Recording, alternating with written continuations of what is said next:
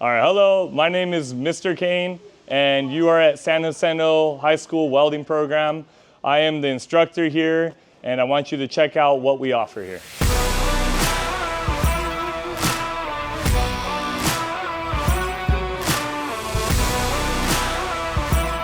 We have done a lot for different programs around the school. We have made sleds for football. We have made a band cart for the band that they can take out on the field.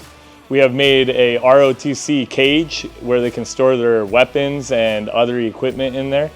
And we're always willing to do more and more for the school. Hi, my name is Charles, and my favorite thing about welding is that I get to learn an important skill to do in the future. All right, my name's Evan, and what I like about welding is that you can explore many opportunities with future careers and things like that.